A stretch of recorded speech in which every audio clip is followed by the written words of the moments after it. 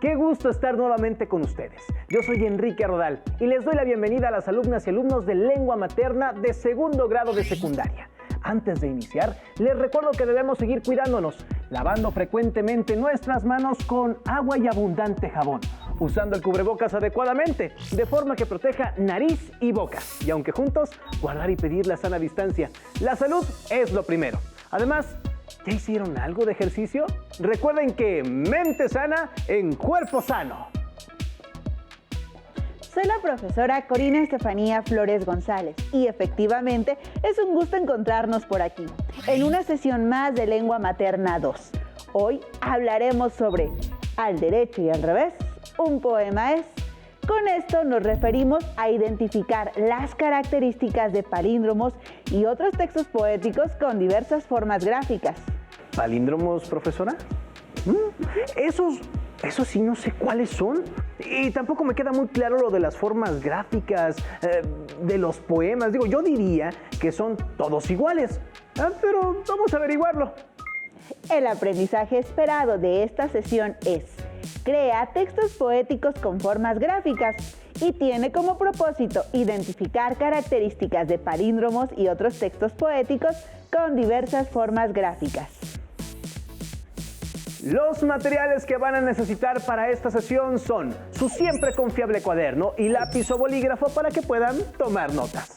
También podría ayudarles tener a la mano su libro de texto. Recuerden que todo lo que vean es para reforzar su conocimiento. Así que les recomiendo llevar un registro de las dudas, inquietudes, dificultades que surjan al resolver los planteamientos, pues muchas de estas las podrán resolver al momento de consultar su libro de texto y revisar sus apuntes. Hasta este momento seguramente han leído y analizado poemas tradicionales, poemas que, como dices, Enrique, se ven todos iguales, ¿no es así? Sí, profesora. Yo al menos conozco los poemas más tradicionales, esos que expresan sentimientos y emociones por medio de palabras y sonidos.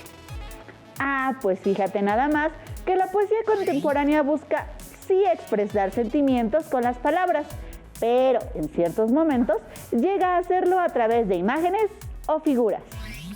¿En serio? ¿A eso se refiere lo de las formas gráficas que decía hace un momento? Exactamente. Por ejemplo, ¿alguna vez has tenido la curiosidad de leer un texto al revés? Sí, claro, pero me he topado con el texto con textos que no tienen sentido. Enrique, dime qué lees si comienzas por el lado izquierdo. La ruta nos abortó otro paso natural. Muy bien. Ahora colócate del lado derecho y vuelve a leer. ¿Qué lees? La ruta nos aportó otro paso natural. Es como magia, profesora. Dice lo mismo. No es magia. Se les conoce como palíndromos y son una forma de jugar con las palabras y explorar su potencial ilimitado. Consiste en crear frases que se lean igual en los dos sentidos, es decir, de izquierda a derecha o de derecha a izquierda, como ya viste. Para tener una mejor idea, veamos la definición de palíndromos según el Diccionario de la Lengua Española. Palíndromo: palabra o frase cuyas letras están dispuestas de tal manera que resulta la misma, leída de izquierda a derecha que de derecha a izquierda. Sí, es como lo que pasa con la palabra radar, ¿no, profesora? Porque da igual que se lea empezando por delante que por detrás. El resultado siempre es el mismo. Muy bien.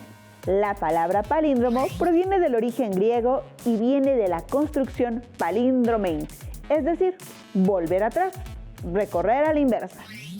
Porque se trata precisamente de eso, como el ejemplo que diste. Pero los palíndromos no son solo palabras, sino frases, ¿no? Como es el de la ruta. Y hay más ejemplos. Si escriben en su cuaderno, Anita lava la tina, verán que se lee de la misma manera sin importar por dónde empiecen. ¿Existen palíndromos de autores conocidos, profesora? Destacan los escritos por los argentinos Julio Cortázar y Jorge Luis Borges, y los del cubano Guillermo Cabrera Infante. Cortázar incluye el palíndromo Atar a la rata en su cuento Sartaza y parte del libro de relatos de Sora, De hecho, todo el cuento gira alrededor de esta frase. Si quieren saber otro dato interesante, les diré que el palíndromo más largo del mundo lo escribió el escritor francés Georges Perec en 1969 y es una novela de 1300 palabras que se puede leer tanto de izquierda a derecha como de derecha a izquierda. 1300 palabras, profesora. Ajá. Suena como algo imposible. Pero que sin embargo existe. Veamos otros ejemplos un poco más cortos. Edna da luz azul a Dante, de Juan José Arreola.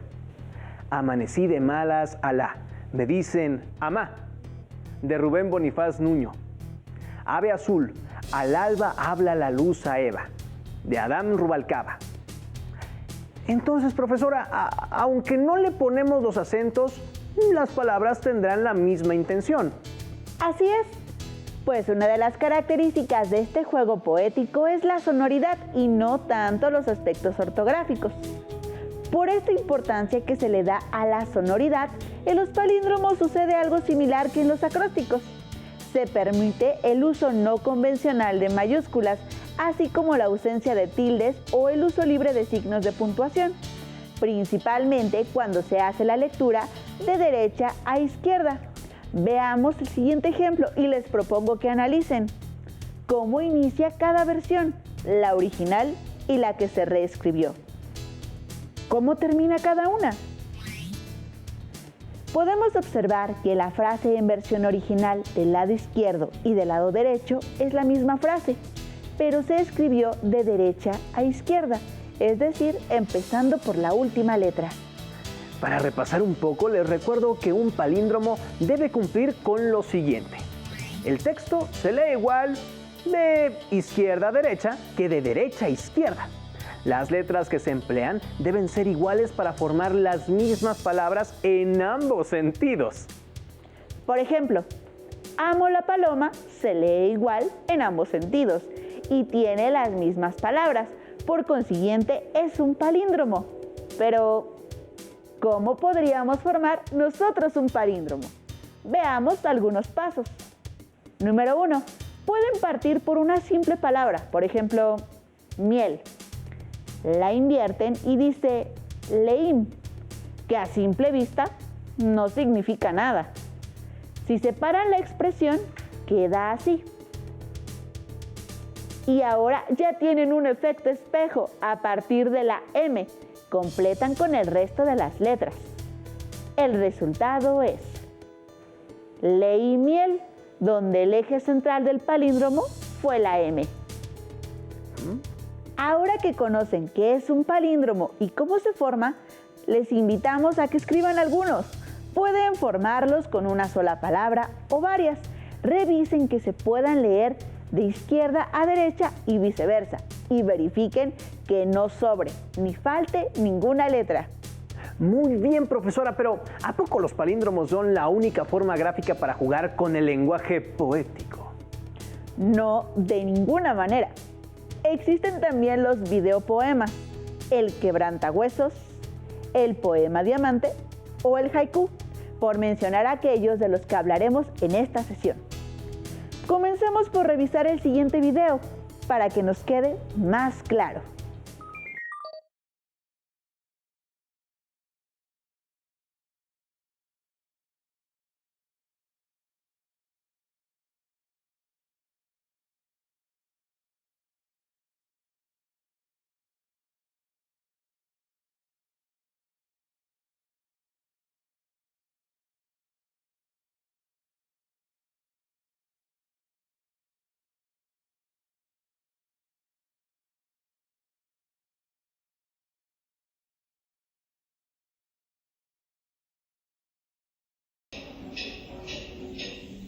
An anonymous letter arrived in the mail. Stop. In part, Madame, regret. Informed sympathies of war. Lived so.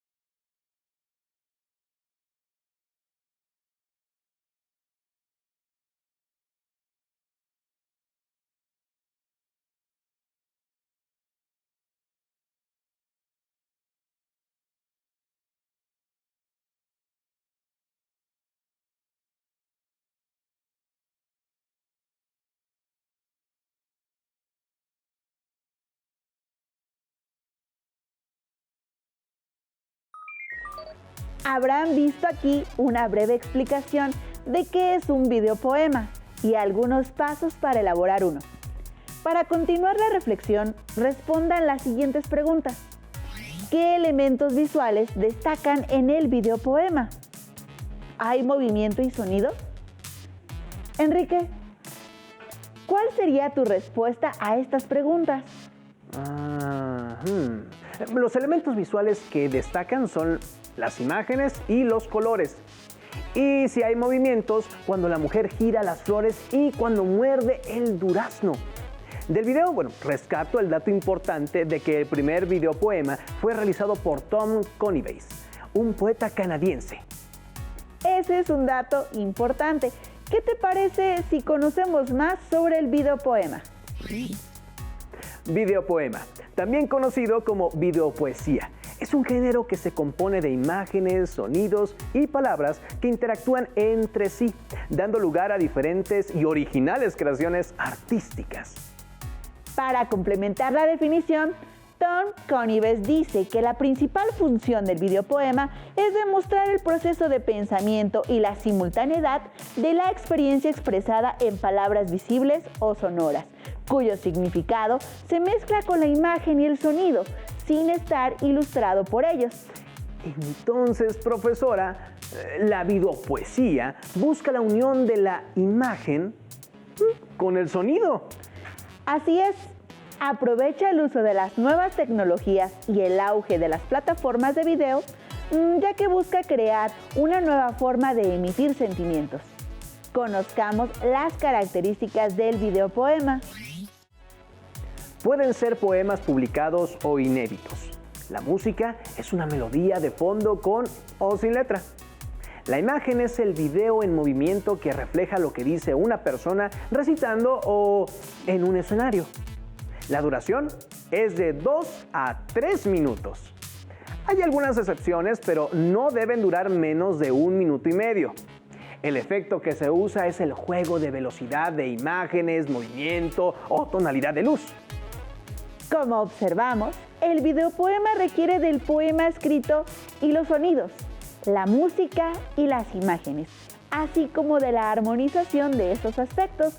La imagen puede consistir simplemente en colores o en danza, expresión corporal, tomas cotidianas o realizadas para el videopoema.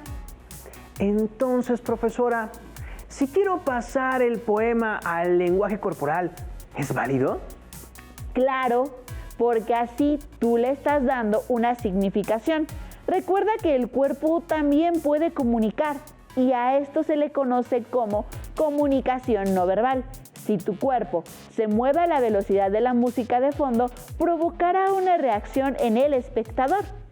Otra duda que me surgió fue, ¿la música debe ir forzosamente? No es necesario, pues va a depender de lo que quieras decir. Es como en el video que vimos hace un momento, donde el autor solo usa las imágenes y el silencio también provoca un sentimiento, el cual puede ser de ausencia, tranquilidad o melancolía. ¿Y es necesario que cuente con una cámara profesional?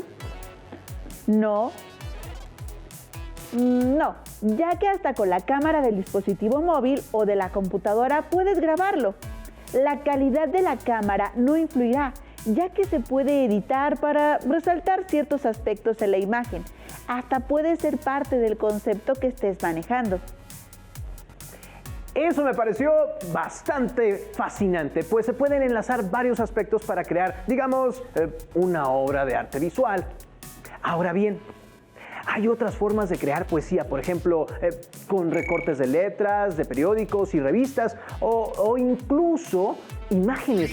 Solo que, no recuerdo el nombre y esta otra forma de escribir poemas.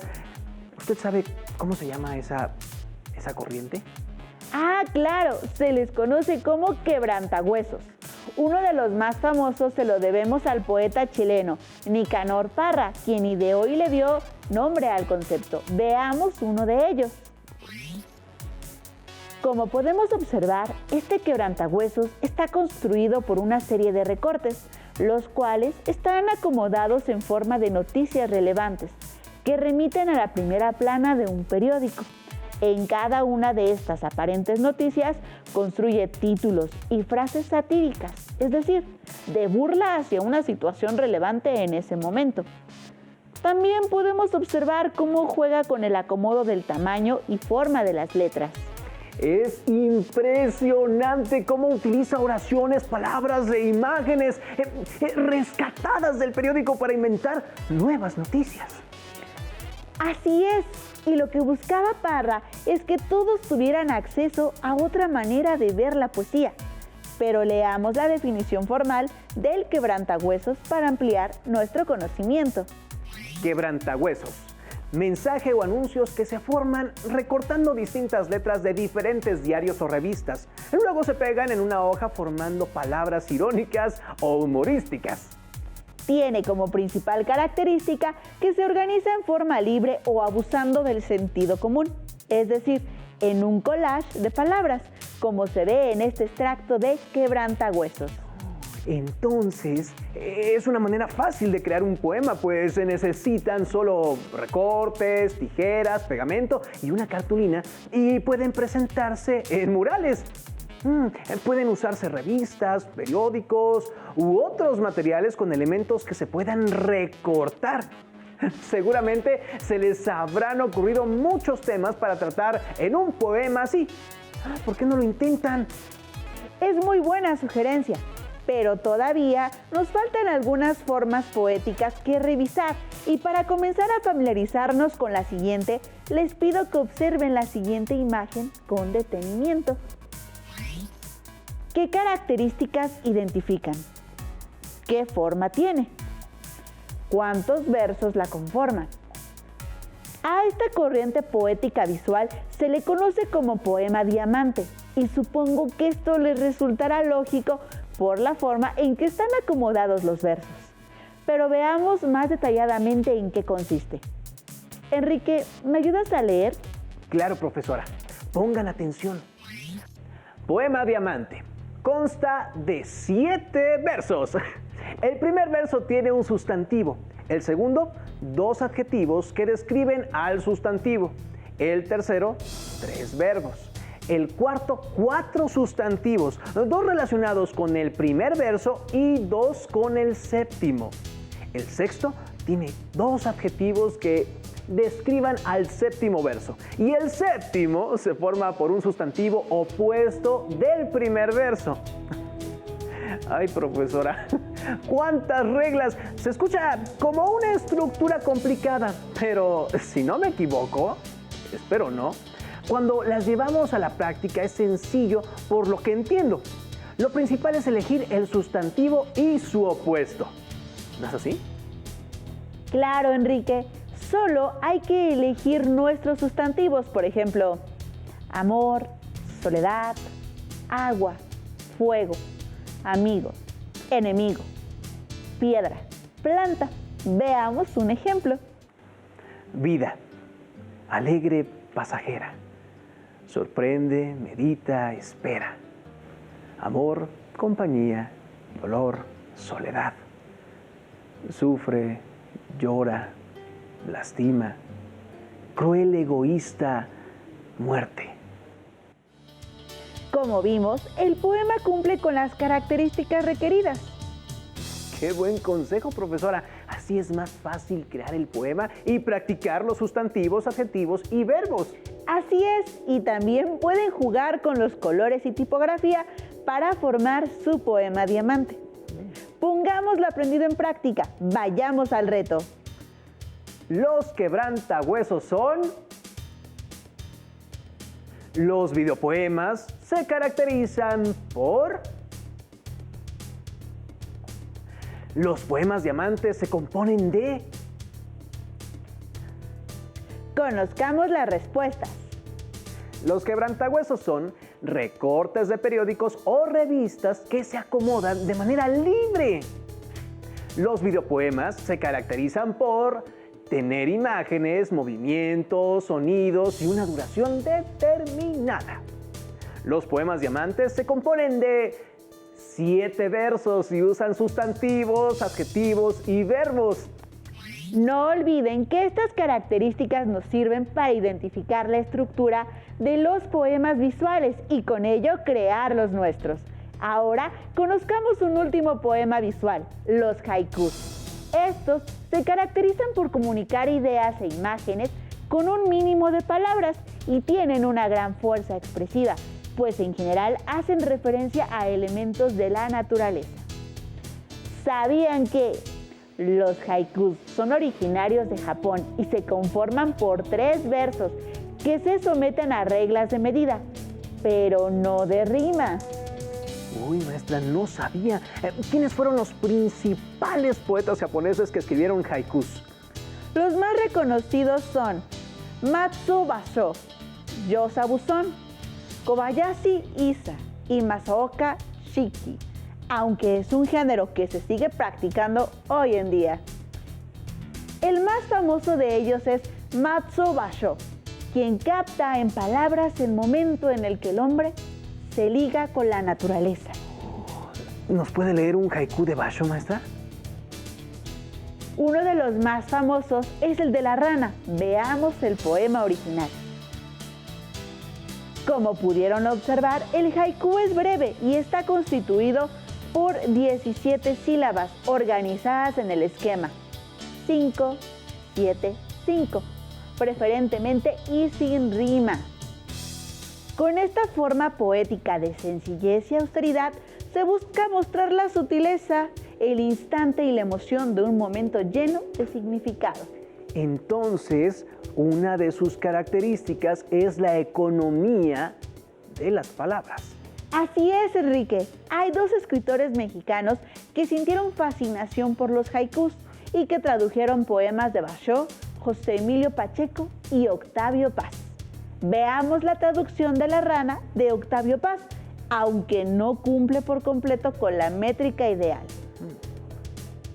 Como podemos observar, la traducción transmite una imagen muy precisa de lo que podría hacer una rana. Profesora, ¿cómo podemos hacer para ajustar la medida métrica de un verso? Haciendo uso de la sinalefa, la cual es la unión de 2 vocales, la del final de la palabra y la del inicio de la otra, como en viejo estanque. Con esta podemos disminuir una sílaba. Y ahora me queda más claro y puedo hacer mi propio haiku. Además de las traducciones, hay varios poetas mexicanos que han escrito haikus y entre ellos destaca el poeta Juan José Tablada. Leamos uno de sus haikus.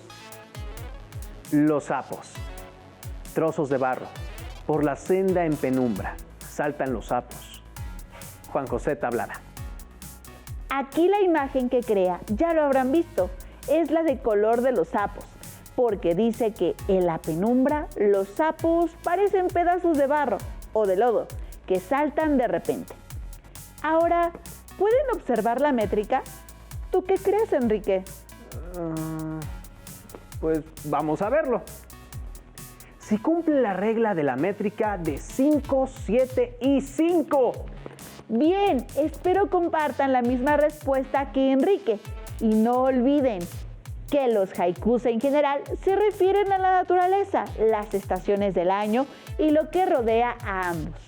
Antes de terminar, ¿qué les parece si recuperamos las distintas formas gráficas de los poemas que trabajamos durante la sesión? A ver si recuerdo. 1. Los palíndromos iguales de izquierda a derecha y de derecha a izquierda, como atar a la rata. 2. Los videopoemas, imágenes, texto y música en un video. 3.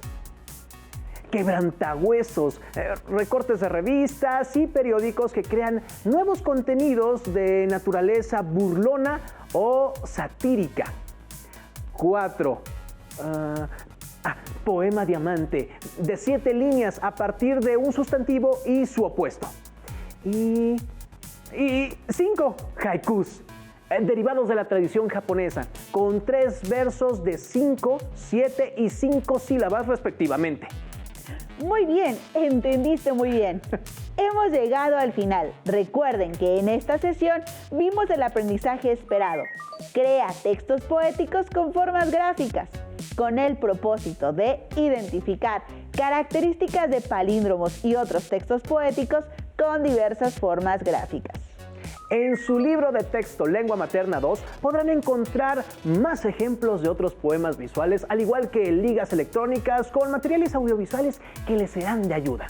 También, el ver las clases de artes visuales les será de gran ayuda para que les surjan ideas gráficas para usar el espacio y así crear poemas visuales. Gracias por compartir con nosotros esta sesión de Lengua Materna 2, en la que hemos compartido sobre al derecho y al revés, un poema es. Hemos aprendido algo nuevo juntos. ¡Hasta la próxima! Si tienes dudas o necesitas ayuda, llama al Centro de Apoyo Pedagógico a Distancia. El número de teléfono para secundaria es el 55 36 01 71 23. Si requieres consultar los libros de texto en versión digital, recuerda que los puedes encontrar en la página conalitech.cep.gov.mx. Y recuerda que también cuentas con el sitio aprendeencasa.cep.gov.mx, en donde podrás ver nuevamente los videos de los programas y además encontrarás actividades para fortalecer tus aprendizajes. También te invitamos a que consultes las plataformas nuevaescuelamexicana.cep.gov.mx y tripulantes.cep.gov.mx.